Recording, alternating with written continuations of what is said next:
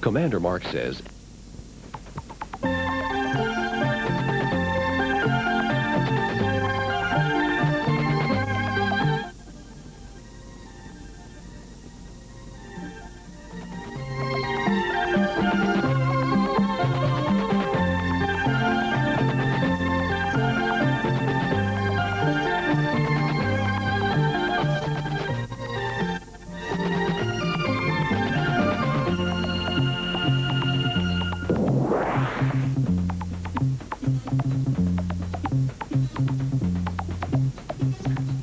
So you're going with a positive attitude, right? You're all fueled up and you're ready to bulldoze over this flat surface, conquer that piece of paper, and draw three-dimensional drawings using all the magic words and plus a really important art word today, which is repetition. Now, repetition really helps you create an illusion of things repeating themselves along the paper. It's a really nice effect for your eye, and we'll do that with some flags and some ribbons today.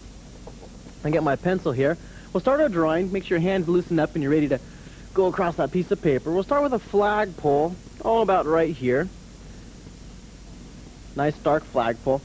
Now it's important when you draw flags to think about foreshortening to keep the top of the flag squished together. Now watch this, how I start the flag. I start here a little below the top of the flagpole, and think of a foreshortened circle and draw 3/4 of a foreshortened circle. You got that? All right, now we'll repeat this. Hook it back again. Now here's where repetition comes into action. We have this first loop in the flag. Now watch this. We'll repeat the same pattern over again. See what happens? Make sure that these are squished together. Now see, some people, when they draw flags, look up here. This is how some people do it. Now don't draw this. It's just an example. They go like this with their flag, all right? Now try not to do that. That's not foreshortened quite enough. It's not a very pleasing effect to your eye. See, this is a little more pleasing if you keep these really squished together and almost pointed. We'll repeat this again. We'll repeat it again. Repetition. Almost pointed and squished together. Now draw straight lines down from each one of these ends. Don't forget the peekaboo lines back here in the distance. You see that? That's a very important line. This is important too, right off that end right there. This is important. Pull these lines down. That peekaboo line is really important. Now watch this. Pull this down. All right. Now we want to measure the thickness. How thick do you want the flag? It could be a very, very thin flag, or it could be a really thick flag. It's up to you. I'll make mine a little bit thicker than usual, the normal flags. I'll make it stretch down right here and curve the bottom. And then we'll repeat this pattern. See, it's really pleasing to your eye to repeat patterns. You can repeat patterns in posts or columns or fence posts or buildings or people walking in a row or toy soldiers or animals. We'll continue the pattern across here. Now, if you want to, you can use shading. You can add a little bit of shading inside each one of these curves. I'll let you try that on your own challenge. Now, we'll do another flag. We'll go in the opposite direction as this repeated pattern going off to the right. We'll draw another flagpole right here. And we'll do a different kind of repeated pattern. We'll start right here. Now, watch this. We'll start the same pattern as above. Foreshortening. It's almost pointed on the ends and it's squished together in the middle, all right? And then you pull this across behind here. Now look at this, though. I looped back. See what happened? Did you get that change in direction? It's kind of a difficult change in direction. You go in this direction, you loop back, nice, almost a whole foreshortened circle. Remember when you drew the cans? Almost like cans of spinach or cans of vegetables. Curve back the other way. And then one more time, let's repeat that pattern. Repeating, repetition is very pleasing to your eye. Now all these art words are like icing on a cake. It spices up your drawings, makes your drawings a little more elaborate, a little more fun to look at. And then we'll curve the bottom here. Now remember, you got them to measure this and measure that, keep that the same. Now, keep your finger right here. Now see, I'm going to measure this with my pencil to make sure the thickness is consistent throughout the whole flag. You don't want a warped flag, do you? Curve the other way, and curve the other way right here. And then we'll draw, well, instead of coming straight down right here, why don't we do an interesting end, a little banner maybe. Look, you can come down in a point, you can draw a frivolous end. I'll come like this and make almost like a royal majestic flag waving there in the wind all along there. And then I'll take, say, a little color, a little tone, and tone in the left side of my drawings. Hi, Cindy! You brought me a flag today. Oh, I didn't mean to take it, but you know what this reminds me of? Here, we'll go ahead and wave it and I'll show you what it reminds me of. The repetition. See how the ripples ripple down the flag? What kind of sound is it supposed to be? A drum beat? A parade? Okay. They're having some kind of celebration of the Green Mountains, huh? This matches your skin color, doesn't it? Green. Repetition is used a lot in flags and even in banners and ribbons. That's repetition. That's foreshortening, too. That one just pointed to. What is the celebration, though? You're telling me you're some kind of party you dragons are going to have up in the Green Mountains. Can I wrap this around your hand? What's the celebration for? A spring festival. You're going to have lots of green trees to munch out on, huh? Cindy, do you really understand what repetition means? Like, right, columns on the Green Mountain or trees. That's a good example. It's trees in a row. You see trees going off to a distance, right? And you see tree after tree after tree. And that's repetition. See, nature has all these art elements used a lot in all the drawings. Want to help me switch the paper? We'll do one more drawing. Ready? Thank you, Cindy. You know what we'll do? We'll draw a flag coming out of the pavilion, the theater pavilion in your drawing. We'll draw the flagpole, and then I'll start the flag, but I'll let you finish the flag, okay? You can finish it later on with your imagination. I'll start the flag waving off right here using repetition. We'll draw it really quickly. Okay. The pavilion has what? A bunch of windows or arches in the distance. See you later, Cindy. I'm going to draw a whole row of windows on this flag. Using repetition, even in buildings, it's important. Now you can try this either with arches, domes, buildings, wedges, anything you want. I'm just going to draw some windows here. Using repetition, you'll see how pleasing that is to your eye. Isn't that like a nice pattern as it goes away into the distance? Almost like a theater, okay? And then I'll add some shading to the left side.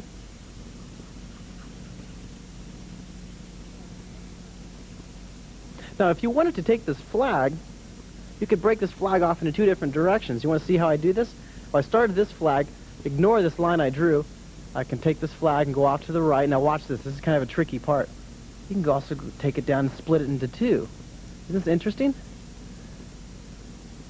It's kind of a fancy way. And you can even split this again into two different sections and split this one over here into two different sections also. And I'll twist this around and make it wave up into the wind. But see, isn't that kind of fun how you can take these flags and do anything elaborate with your imagination you want to? Okay, repetition. Draw. Practice your drawings about 30 minutes a day. And the important art word to keep in your mind, remember what it is? Repetition.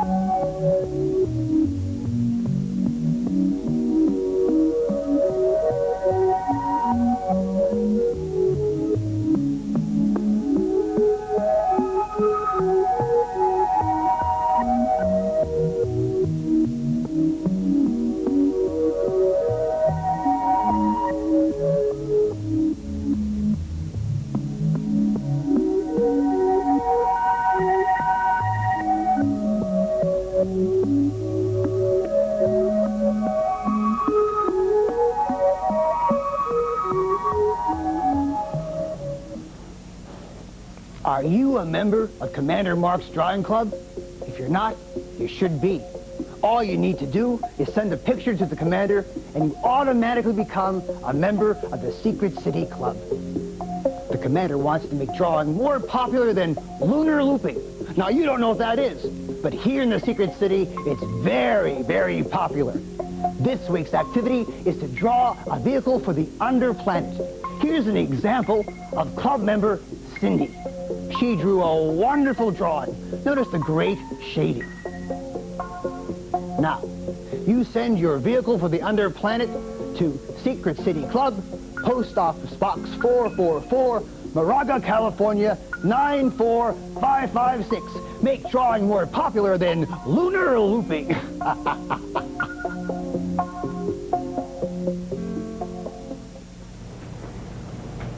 Hi boys and girls, my name is Ramona Jablonski and I'm going to talk to you today about the art of paper cutting. The first paper cutting I'd like to show you comes from the country where paper was invented. That country is China. This is an example of a very, very delicate paper cutting that was done in China, and it was done in an interesting way. It's done from paper that is very, very thin, thinner even than this piece of tissue paper. And a single piece of paper is very hard to control, so the artist probably would take several layers and put them together in a packet. He might even stitch the packet around the edge to hold all of the pieces together. And then he might take an old paper cutting and lay it on top, and this would become his pattern for making a new cutting. Once this is cut out, he won't just have one paper cutting, but he will have several, as many as he has layers of paper together in his packet. He might cut the cutting out of white paper, or he might cut it out of red paper.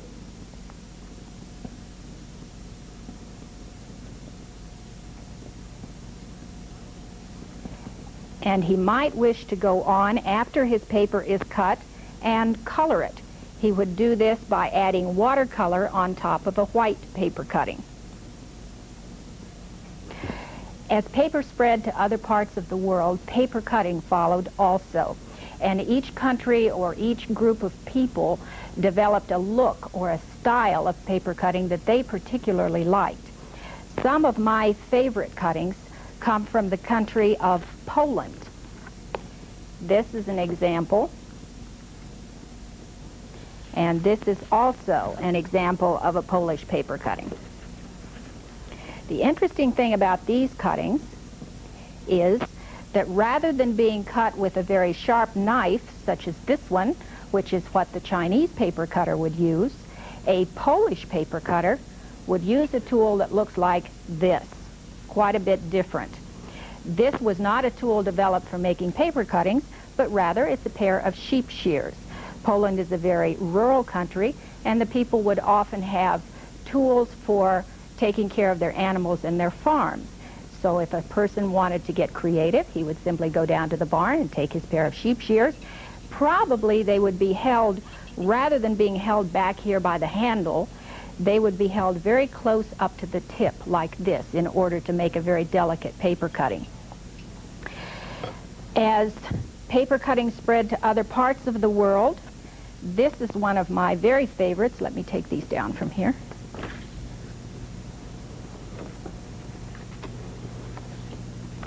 This is one of my very favorite examples. The people in Germany like to make paper cuttings out of usually a single piece of paper. Usually it was a white cutting, and they would glue it onto a contrasting background, or it might be a black cutting put onto a white background. Oh, that's really very lovely. I'm so impressed at the delicacy of this work. Isn't that amazing, Metaman? It's absolutely amazing what people can do with unusual tools. With very large tools. Very large tools, exactly. In my own work and in the paper cutting usually done in Germany and even other countries, the tools that are used are tools that we're familiar with. This is my own favorite pair of scissors. Oh, I have a pair of scissors like that. Very much like that, or perhaps you would have a pair of scissors that are bright like these and have a blunt point so you won't hurt yourself. Once in a while I use a little tiny pair of scissors like this, but not often. That's the kind of scissors that I use to cut my beard sometimes. And it does a good job, I'm sure.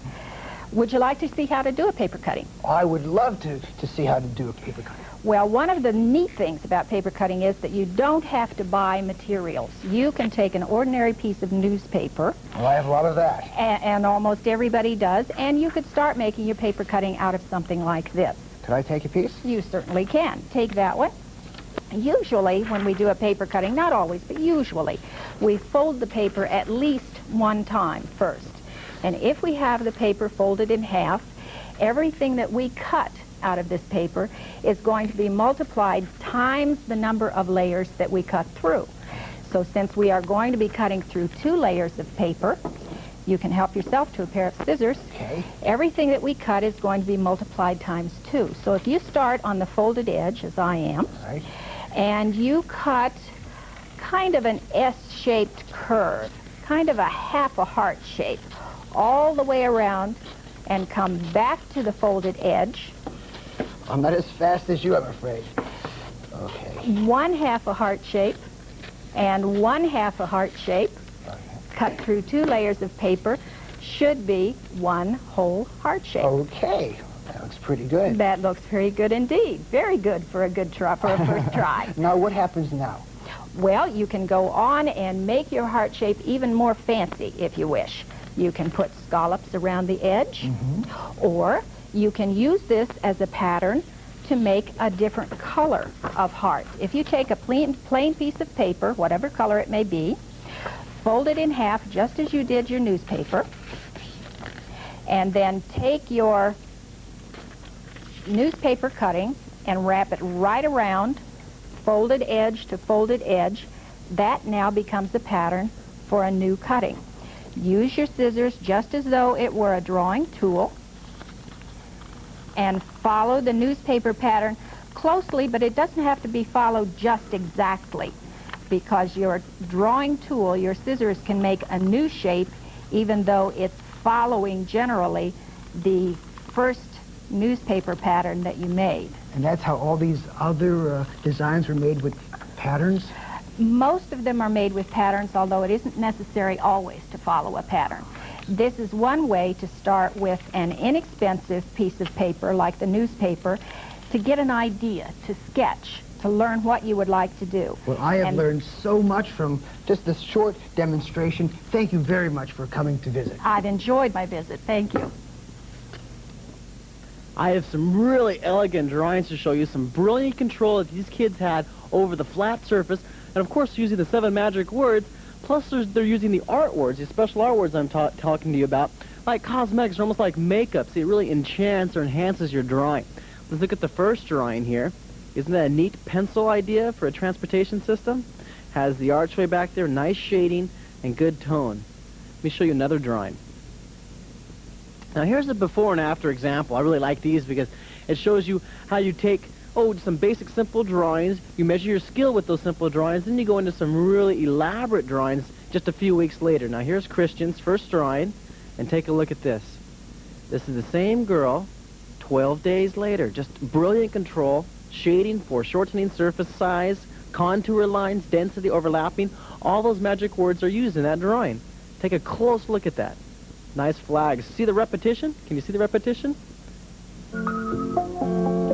Let's start a drawing revolution in the galaxy.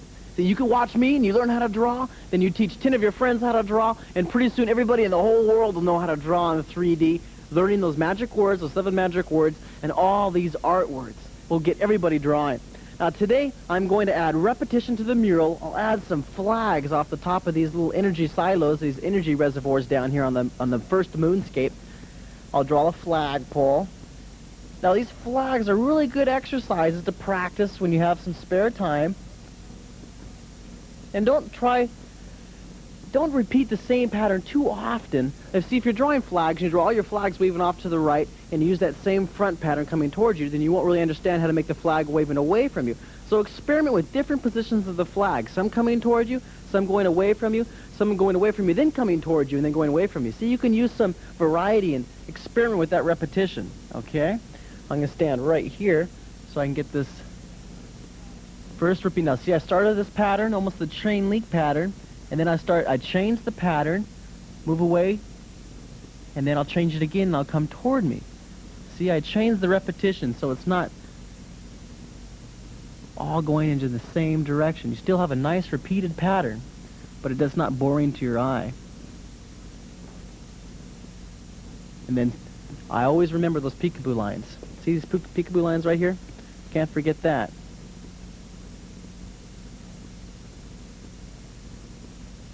And you have to make sure that the thickness is consistent. See? It measures from there, moves up, moves up. Some people have a tendency when they're drawing the bottom of a flag is they make the whole bottom slant up in a row like that, okay?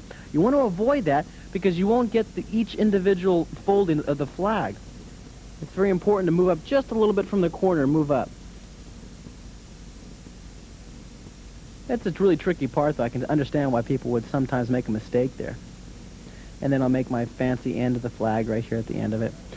And then I feel like another flag. These flags are fun. Once you get the hang of the pattern and you get the really nice repetitive motion with your hands, it's really a fun little workout for your pencil. Now I can do the same pattern here. I can try some variety.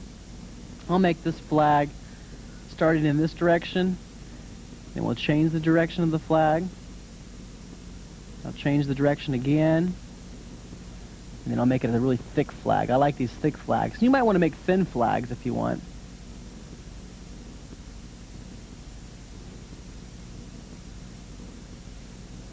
Okay. See, now we use several of the drawing elements right here. There's some of those magic words.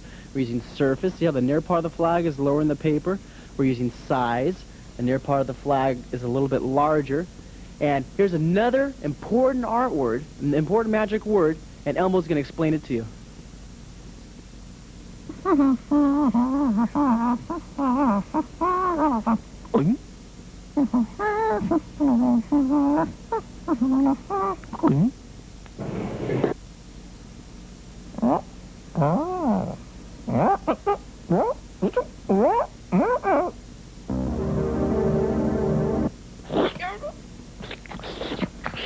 Yeah.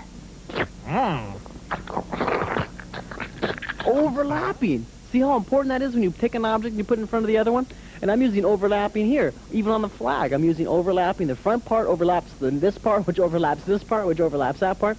See, all these words playing together, and they help create a really nice three-dimensional illusion for your eye. Of course, all those art words spice it up and really make it real enchanting for your eye to look at. I want to draw one more flag right there. And I want to have a interesting design. I'm going to make this flag break into two and then have those two sections break into two more sections. Show you a little experimentation here. We'll start the flag very simply with that same pattern, and then here's where I'll break off into two sections right here. I'll break that top off, and I'll come across here, and I'll start the bottom section there, and then we'll make this curving down.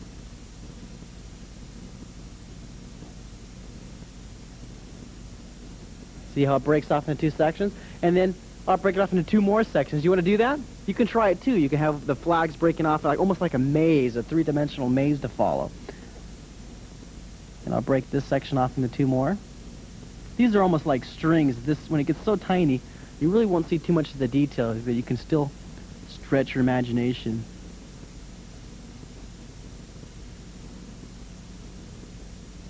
Repetition.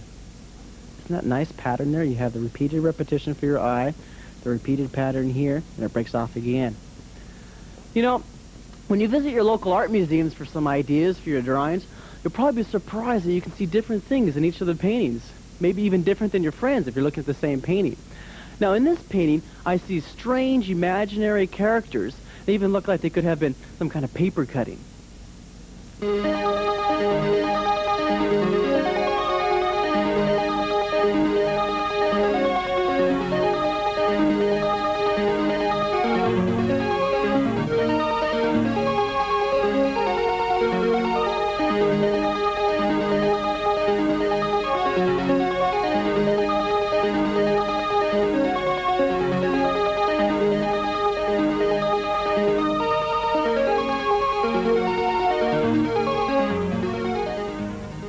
If you visit your local art museums, you'll get tons of ideas for your drawings. Just like my Secret City mural here comes from lots of research of other artists and other ideas.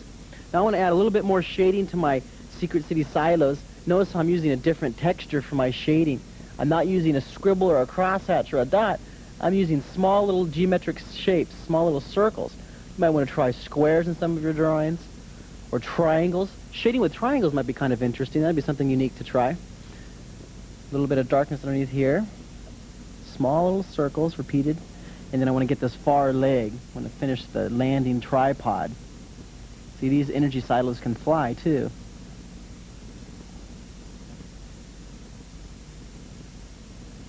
Experimenting with your drawings, different techniques, different styles, different textures, different repeated patterns throughout your drawing makes it really, really appealing to your eye.